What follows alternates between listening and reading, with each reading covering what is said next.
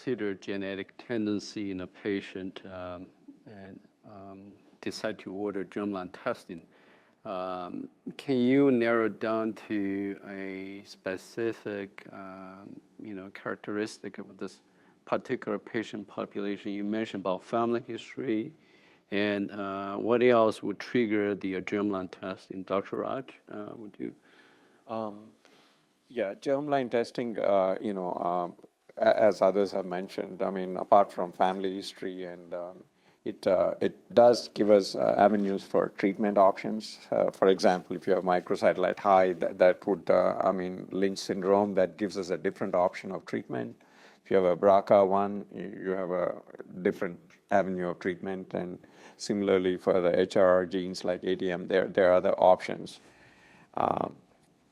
I think that would be. So family history and disease characteristic. That would, even without family history, right? Sometimes you don't have to have family history, or family history may not be obvious. Somebody presented with de novo metastatic prostate cancer, and a tendency to have genetic predisposition is high, right? Everything also young age at diagnosis. Young onset, early onset, high-grade disease. Yes. With cribriform intraductal carcinoma features. Those are the patient population tend to have DNA damage mutations or HRR mutations. The way I approach it is to kind of think about, the NCCN guidelines for germline genetic testing. And essentially, the recommendation is that testing be done in anyone who has high-risk prostate cancer, defined essentially using a mix of Gleason score, PSA, and tumor stage. Anybody with high risk, very high-risk disease, nodal metastasis, or any metastatic disease should be tested. And then patients who have unfavorable intermediate risk disease or better should undergo testing if there's a relevant family history, young age, or if they are cribriform or intraductal features, then you could certainly consider it. So it's pretty wide. It's not quite where we are for breast cancer, where we have an even lower threshold for testing. About 12% of patients with metastatic disease will be found to have germline mutations, about 7% who have nodal metastasis, and about 4% of patients who have lower risk disease. So now, when you have prostate cancer in your clinic, and with high Gleason score, high PSA, what's your next step workup? So next step, usually, we don't have full staging, correct? So we have the PSA is high and high-grade disease. So I'm ordering the PSMA PET scans now, not doing conventional imaging. I know we've relied on conventional imaging for like many, many years. So, and most of the trials use conventional imaging. So we don't know how well they correlate. PSMA PET for everybody. Yes. Dr. Raj, would you do it? Yeah, I think PSMA PET scan is useful in stratifying the volume of disease, although traditionally we have depended on conventional imaging to guide our treatment, for example, doublet or triplet therapy. So I think I would, unless the patient is too frail and not fit for treatment, I would try to do PSMA on most patients. Yeah. So the current prostate cancer clinical trial platform still use the PCWG3, which is based upon bone scan and CT scan, the conventional images. Therefore, all the recent studies, clinical trials, including all the triplet trials, doublet trials, are based on CT scan and bone scan. So this create a little bit controversy, in patient with positive PSMA PET scan. Mm-hmm. How do we have to order a CT scan, bone scan to justify the warning status? Or do we just use PSMA PET scan? Casey? I think that's a hard question because a lot of times, a lot of imaging also comes down to authorizations and coverage, and we don't always get the scans that we would prefer when ordering. And sometimes patients even present hospitalized. They have something else going on. We get diagnose them in-house. They've had a CAT scan and bone scan because we can do those inpatient. And sometimes if I see somebody like that and I see that there's a pretty high disease volume on that imaging, I don't know if I have to wait for another test.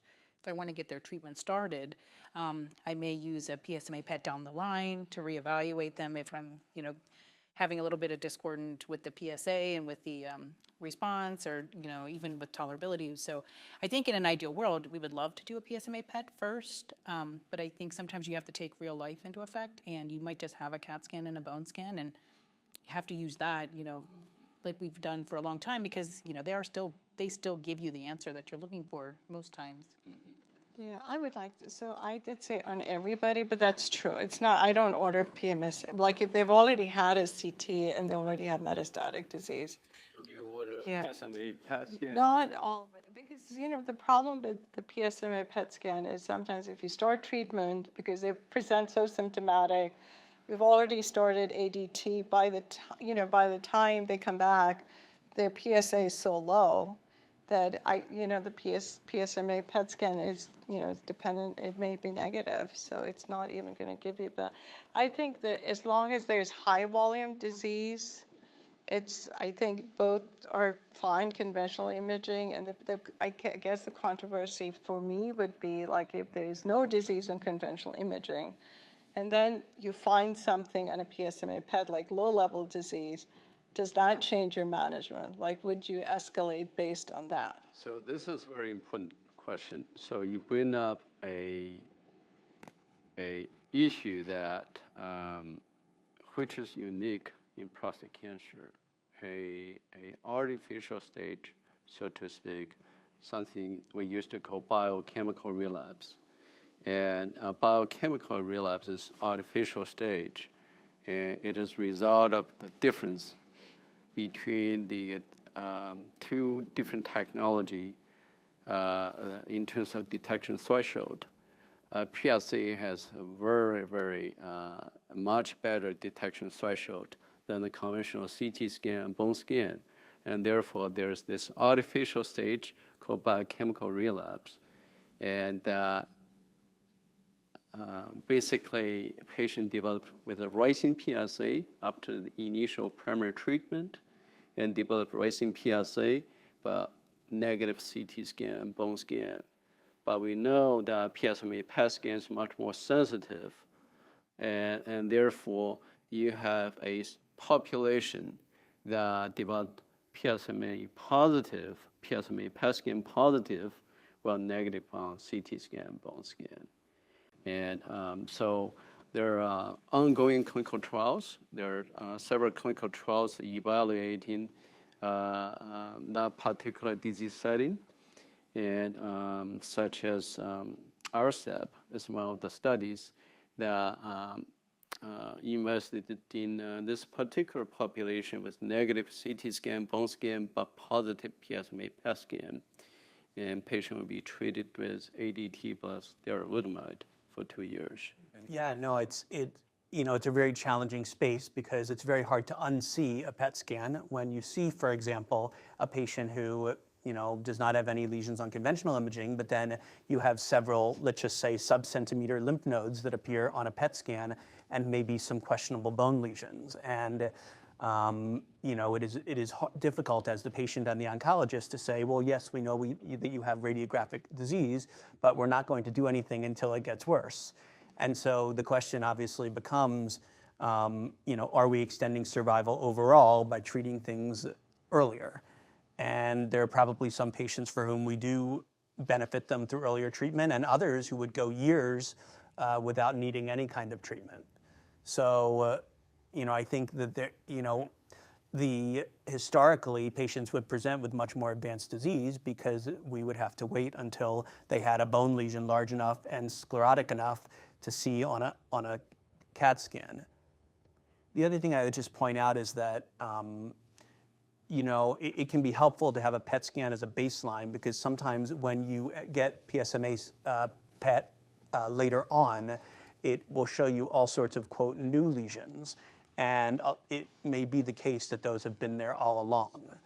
there's also some nuance to it because PET CT, generally insurance does not want to cover full body PET CT and therefore misses the calvarium or the skull and the legs below the thigh. And so that also poses challenge because we do see patients who will come in with pathologic tibia or femur fractures that would be missed. And so, it's always a balance between ordering that PET.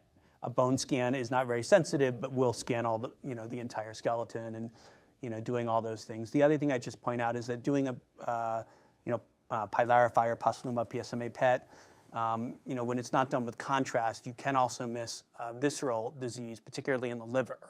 And so I think it's really important that we get contrasted imaging with our CT scans, at least periodically, because we do see patients in whom those are missed.